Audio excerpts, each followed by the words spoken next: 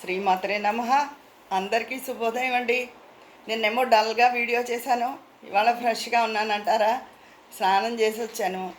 అంటే నేను రెడీ అవ్వడం అంటే నేనేం క్రీమ్స్ ఏం రాసుకోనండి. లైట్గా కొంచెం యాడ్లీ, నాకు మొదటి నుంచి యాడ్లీ పౌడర్ అలవాటు, అది కొంచెం రాసుకుంటాను.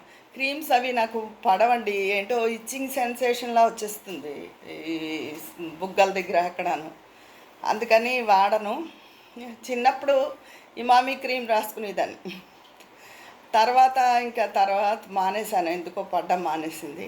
లైట్గా పౌడర్ మాత్రం రాసుకుంటాను, అది అంతకన్నా ఏమీ లేదు తయారవడం అంటే.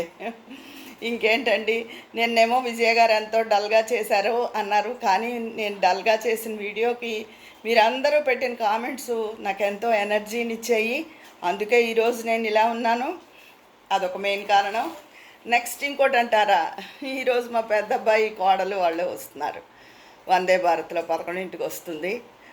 అది ఒక ఇది ఈ మధ్య చూడలేదు, మా మనవరాల్ని అది చూసి చాలా రోజులైంది.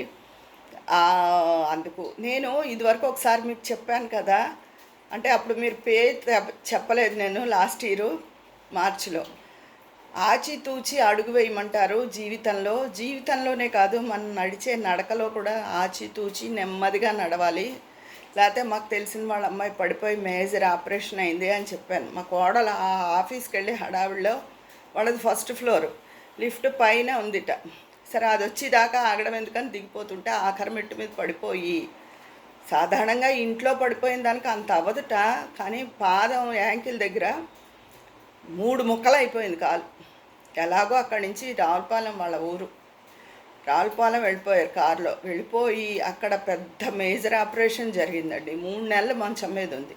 నేను మాకు తెలిసిన వాళ్ళ అమ్మాయి అని చెప్పాను, మా కోడలని చెప్పకుండా. అంటే ఏమో ఆ అమ్మాయి ఫీల్ అవుతుందేమో ఎందుకులే అని చెప్పడం. చాలా అవస్థపడ్డారు. అప్పుడు ప్లేటు బోల్ట్స్ అవన్నీ వేశారు. ఇప్పుడు అది తీసేయాలట, 1 ఇయర్ అయిపోయింది మార్చికే. మొన్న ఏప్రిల్ అంతా పిల్ల పరీక్షలు అవి ఉన్నాయి. అది 3వ క్లాస్లోకి వచ్చింది, 2 పూర్తయి.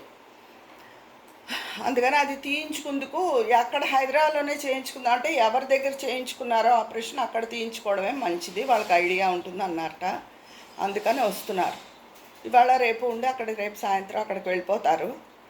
వెళ్ళిపోయి బుధవారం గురువారం చేయించుకుంటుంది ఆపరేషన్. అదండి విషయం. అందుకని అందరూ నడిచేటప్పుడు వయసుతో సంబంధం లేదు, చిన్నవాళ్ళకే విరిగిపోతున్నాయి. చాలా బాధపడింది, అందరూ కూడా బాధపడ్డారు. ఇంట్లో ఆడవాళ్ళకి ఏదైనా వస్తే మరి ఇబ్బంది కదా. అమ్మాయి ఫిజికల్గా పడింది కూడా ఉన్నాడు, కాకపోతే మా అబ్బాయికి వర్క్ ఫ్రమ్ హోమ్, అది అదృష్టం. అందుకని పిల్లని చూసుకుందుకు అది కుదిరింది. అది వాళ్ళు ఇప్పుడు వస్తున్నారు, వచ్చి 2 రోజులు ఉండి వాళ్ళ రేపు ఆపరేషన్ చేయించుకుంటుంది.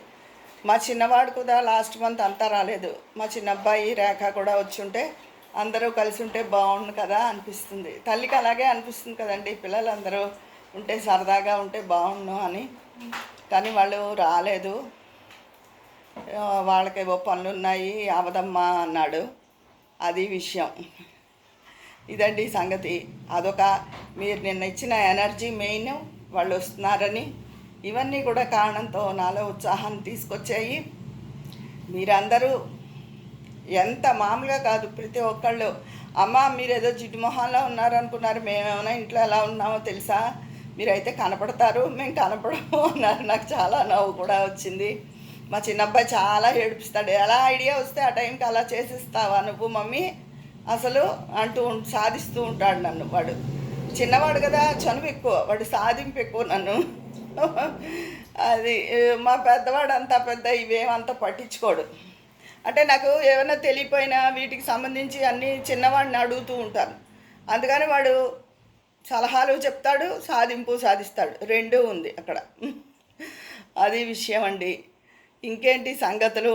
ఇవాళ వంట ఏమిటి అంటారా? మా అబ్బాయి ఇక్కడ పనసపొట్టు దొరుకుతుంది కదా హోటల్స్లో, ఎప్పుడో అంటాను కదా, అప్పుడే చెప్పేశాడు, మమ్మీ నువ్వు కష్టపడి వండకు మమ్మీ, అదంతా నా మీద ప్రేమ అనుకుంటున్నారా, ఇక్కడ గోదావరి ఇటువైపు తెలంగాణ ఫుడ్ వేరు, ఇటువైపు ఉండే ఫుడ్ వేరు కదా, ఇక్కడ ఈ ఫుడ్ తిందామని వాడు, మమ్మీ చక్కగా పనసపొట్టు కూర అవి తెప్పించేసాయి మమ్మీ, ముక్కలు గుమ్మడికాయ పులుసు అవన్నీ నువ్వు కష్టపడి చెయ్యకు అసలు అని చెప్పేశాడు. అసలే ఇంటి పనుల్లో ఉన్నావు కదా, అదంతా నా మీద ఇది అనుకుంటున్నారా? వాడికి ఆ ఫుడ్ మీద ఉండే ఇది. నేనెక్కడ అర్జెంటుగా ఏ వంకాయ కారం పెట్టుకోరా అలాంటివి చేసేస్తారేమో అనుకుని చేసేస్తానేమో అని ముందే చెప్పేశాడు అనమాట. పనసపొట్టు కూర అవి తెప్పించేసాయి మమ్మీ, నువ్వు కష్టపడకు మమ్మీ అని చెప్పి చాలా తీయగా. మనసులో నేను అనుకున్నాను, వారిని నీ సంగతి నాకు తెలీదా, నీకు అవి తినాలనుంది అని నవ్వుకున్నాను. అదండి, అందుకని టిఫిన్ చేశాను పెసరట్లు. వంట అయితే ఏమీ లేదు, ఆరాంగానే ఉన్నాను. అన్నం ఒకటే వండుతాను, బయట నుంచి తెప్పించుకుంటాను. ఈ పని నిన్న చేయవలసింది, సరే వాళ్ళు వీళ్ళందరూ కూడా వస్తున్నారు కదా కబుర్లు చెప్పుకోవచ్చు అని ఇది పని అని సంగతి. అలా ఇలా కబుర్లు చెప్తున్నాను. కానీ రేఖా మధు అంటే మా చిన్న అబ్బాయి పేరు మాధవ్, మధు అంటాం. రేఖా మధు ఉంటే బాగుండేది, రేఖా మధు కూడా ఉంటే బాగుండేది అని అనుకుంటూ ఉన్నాను. ఎందుకంటే మా చిన్న కోడలు చాలా హడావిడి, అందుకని. మా పెద్ద కోడలు కూడా చనువే, తనకు వచ్చే మరి పెద్ద కోడలు కదా గంభీరంగా ఉంటుంది. చిన్న కోడలు చిన్నది కదా, పైగా అందరికన్నా మా చిన్నవాడే అందరికన్నా చాలా చిన్నవాడు. వాడికన్నా ఇంకో 3 ఏళ్ళు చిన్నది, ఇంకా చాలా చిన్నది కదా అందరికన్నా.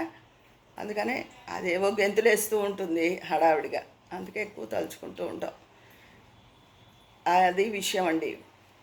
ఈరోజు మీ అందరినీ నా నవ్వు మొహంతో, నేను ఒక ఏడుపు అంటే ఏడుపు కాదు, ఒక నీరసం ఫేస్తో అందరినీ పలకరించాను కదా. లేదండి, బాగానే ఉన్నాను. మీరందరూ చాలా ఎనర్జీని నాకు ఇచ్చారు మీ కామెంట్ల ద్వారా అని మీకు నా థ్యాంక్స్ చెప్దామని ఈరోజు మా ఇంటి విశేషాలు ఇవని చెప్పాను. జ్ఞానాన్ని కలిగించేవి ఇంకా మంచి మంచి విషయాలు ఇవాళ రేపు అయిపోయిన తర్వాత ఎల్లుండి నుంచి తప్పకుండా చెప్పాను. సరేనా? ఉంటాను మరి. ఒక్క సెకండ్. నేను పదే ఇష్టపడేది, మిమ్మల్ని పదే చదవమని చెప్పే శారదాదేవి పుస్తకం అండి. ఆవిడ ఇలా ఉంటారనమాట, రామకృష్ణ పరమహంసుల వారి సతీమణి శారదాదేవి. అమ్మ మాతృమూర్తి, మన మీద ఎంతో ప్రేమ వర్షం కురిపిస్తారు ఆవిడ. అసలు ఆవిడ పుస్తకం చదివితే అసలు మన జీవితంలో పడే బాధలా అనిపిస్తుంది. తప్పకుండా ఈ పుస్తకం అందరూ కొనుక్కుని చదవండి. ఇదండి ఈ విషయం. ఉంటాను మరి. మీ అభిప్రాయాలు కామెంట్ రూపంలో తెలియచేసేయండి. అందరూ అక్కడ మాట్లాడుకుందామా మరి. ఉంటాను. మీ స్నేహితురాలు విజయ పన్నాల.